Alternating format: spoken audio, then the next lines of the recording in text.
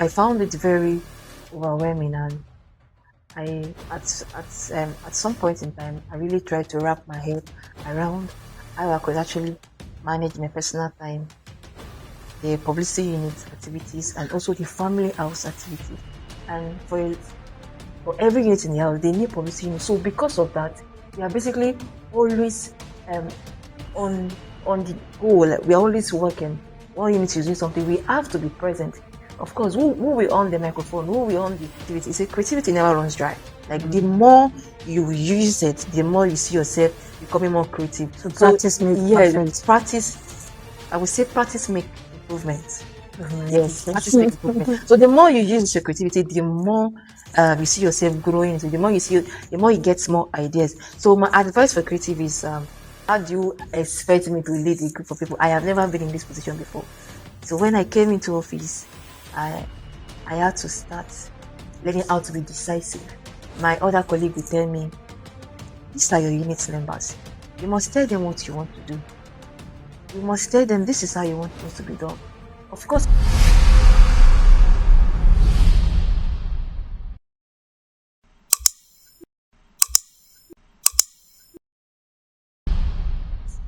Welcome to another episode on the Believer's Experience. If you're new here, the Believer's Experience is a place where we share true life stories, true experience from fellow Christians, where we can aid your Christian journey and also help you in this pathway of Christianity, because we understand that this journey of Christianity is a journey of progress, is a journey in progress. So today, I am going to be your host, and my name is Noma Deborah Asawankwo.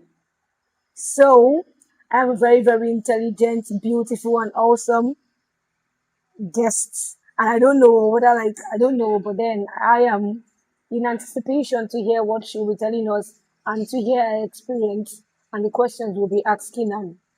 So sit tight and watch. Don't forget to subscribe, like, and share videos. Ta-da!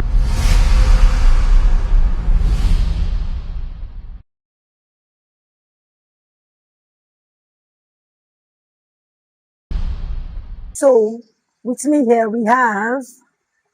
Hello, everyone. My name is Uchenna Bless Nozoma, and I'm so happy to be in this Believers Experience. And I must say, you look beautiful, by the way. Oh, thank you. I love your hair; It's it's so very much nice. fun. Yeah, my name is Uchenna Bless Nozoma, and I'm a writer and a storyteller. Thank you. So thank you, Miss Uchina Blessing. It's such a privilege to have you on set. Such a privilege to have you here with us. So without much ado, oh, let me give you a backup story. The beautiful woman here, Miss Uchina Blessing, was one time Assistant Publicity Secretary in NCCF Family House, Bauchi State Chapter. We're going to be asking her stories in regards to her office. So, ma'am, we understand that you were we call it GGA Pablo. So, what inspired you about publicity? What made publicity inspiring to you? Okay. Prior to the time I came to the house, I think I've always loved the idea of being in the creative space, being in the creative space. So before I even came to the house, before the publicity unit of a name came into mind, I've always loved being a creative person, being in the creative industry. So when I came and I saw publicity, I just knew, okay, this is where I'm meant to be, because this is definitely somebody I want to be. And I understand the opportunity that platforms like this give to young people to actually grow on their talent, especially if they are just coming up. So coming into the house and seeing something like publicity unit, I just knew I have to plug myself into this space so that I can garner every knowledge, every skill, everything I need to actually grow. So the idea of publicity unit is something big. It's something people should not actually joke with, because I know that from many people has grown from the experiences that they've gathered from the unit. The unit does a lot, and I'm so happy that I was able to be a part of of it. I mean, I was so happy to be a part of it and still a part of it. I mean, I'm a creative and I'll always be a creative. I mean, you're very creative and should always be a creative. Or should I rephrase that? Should always be a Christian creative. Thank you so, so much, man. So, thank you for throwing more light into what publicity units really, really entail so people can really understand. I'm sure somebody out there is curious to know what is publicity unit. It's just basically media units, media space. Thank you, ma. So, I'm going to ask a question now. Little backup story for people who, serve in NCCF house, you would agree with me that NCCF house has a whole lot of activities. Today, I want to ask you, how are you able to, manage the responsibility that came with your office and the numerous activities of the house? How did you create and strike a balance? Because I'm sure people in the house here who probably are just coming into office would be, curious to know, or might at certain point in their time try to find balance. So how were you able to balance these two together? Yeah, of a truth, when I started, it was not easy. I found it very overwhelming, and at some point in time, I really tried to wrap my head around how I could actually manage my personal time, the publicity unit activities, and also the family house activities. And for a long period of time while I was in office, I won't lie, I struggled with it because it was a whole lot. Publicity unit is so vast, and there is so much that we are doing. There is so much that that unit handles. We are basically one unit that is attached to every unit. I don't. Let me explain that, because for every unit in the house, they need publicity unit. For every unit in the house, they need publicity unit. So because of that, we are basically always um on on the goal. Like, we are always working. One unit is doing something, we have to be present. Of course, who will on the microphone, who will project some things for them, scriptures and all of that activities for them, who will project all of this. We are always working, because There's that even, connection. yes, there's always publicity units is if another unit is doing something. Let me say, for example, evangelism units, we have to be there for them. To And project. you also see them coming to ask for support. They'll be like, please, we need publicity unit to be there. King Vesuda is a choir unit. Like, it's not like it's choir unit. They'll always come and ask us, okay, we need publicity unit to do this, to do that for us. So because of the voluminous activities, so I found it very hard to balance my time in office. But at the long run, I think I just had to tell myself that structures should be put in place. Structures should be put in, and that is one thing I would tell every other person that is coming into office.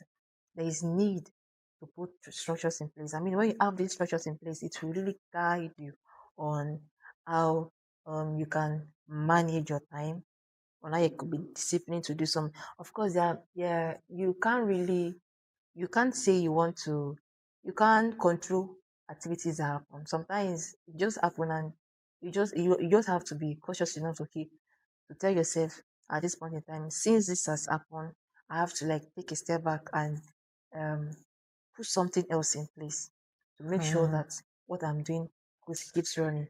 And to do that, that means you really have to be someone who is disciplined. Sorry, Yes. Ma. I'm sorry to interrupt you. You're talking about structure. Yeah. I mean, I view structure as like an ambiguous word. So would you like break it down? What be these structures? Can you be explicit to tell us the Okay. certain structures you actually placed? Okay. Now for the structures I mean are the the things that you put in place to make sure that your work, that your personal life doesn't suffer.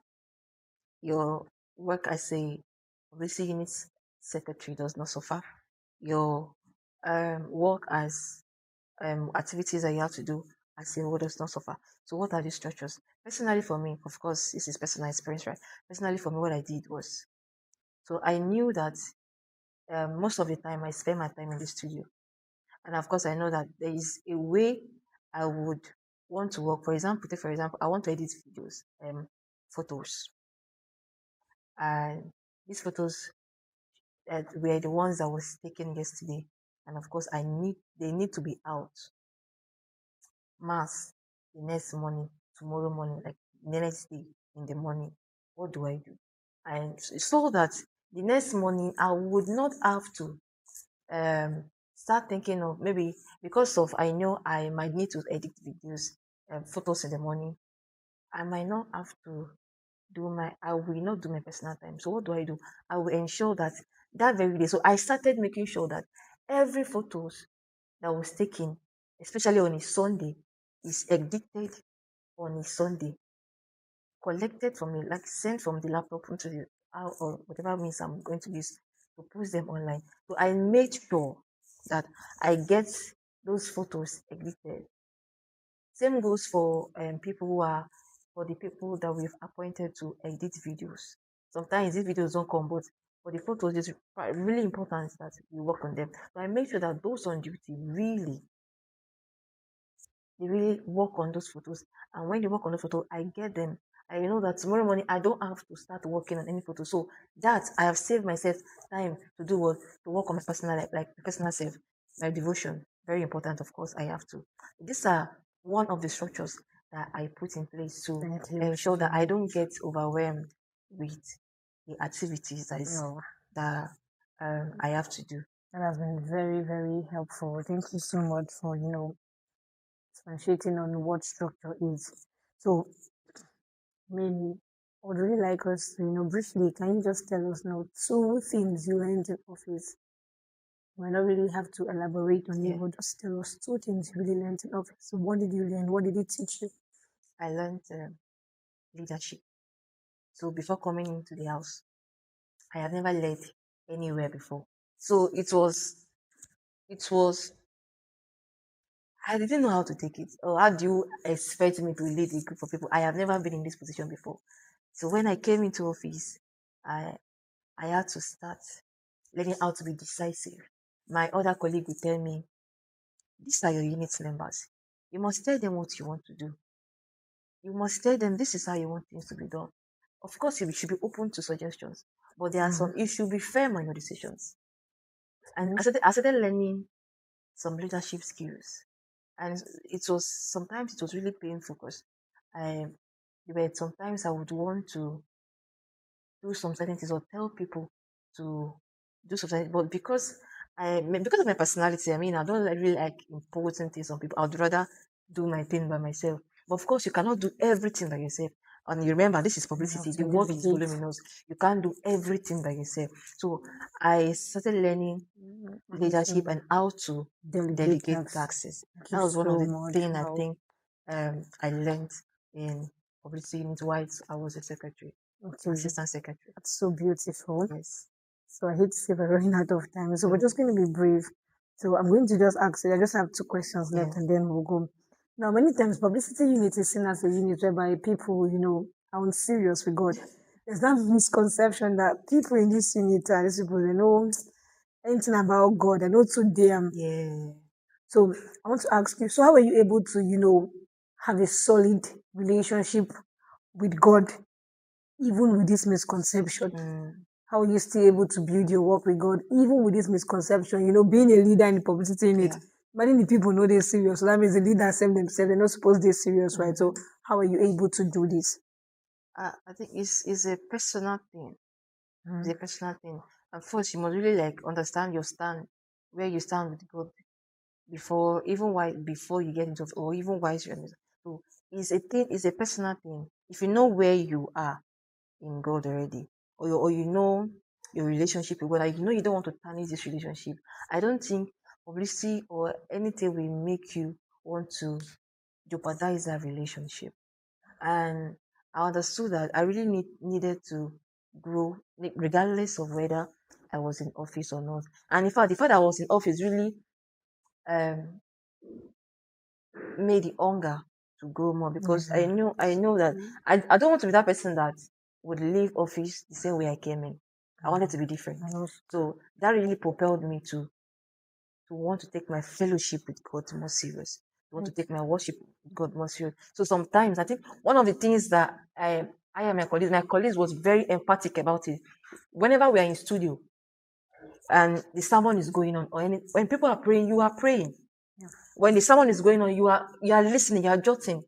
Like we were really emphatic on it, and I was really glad that at that point in time, um, the people that were working with us at that point took that art and they were serious with it. But they noticed that we ourselves, the executive, Doing it the we right way. were So it was serious. easier to Yeah, follow. so it was easier. They saw us doing it and they could not just come to the studio during when activities are going on and they would just be laughing or they would just be talking because they That's saw us it. doing it. So they needed to also do it. So that was one thing that really like also helped me and help every other person that came around us at that point in time to take um our journey with God serious. So I would not say this misconception is a general thing. I think everybody has their journey and we are all Yeah, taking it one step at a time with God.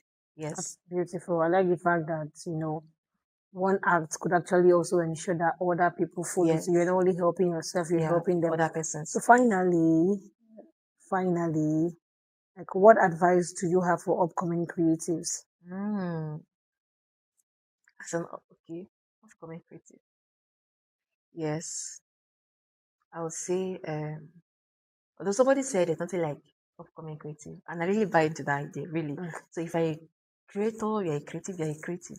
So maybe there's nothing like upcoming. okay. Yeah, if I creator, you're a creator. So and the advice I would say, so some time ago I heard from somewhere, somebody said something and he said creativity is like a tap. So the more the when you open it at first, maybe for a long time you've not opened the tap, and the first time you open that tap, the water is rushing out.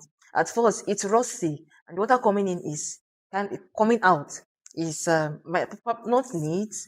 It might be dirty, but with Brownish. time it keeps rushing, and then it keeps getting cleaner and cleaner. So relating that to creativity, is a creativity never runs dry. Like the more you use it, the more you see yourself becoming more creative. So So practice make yeah, perfect. practice.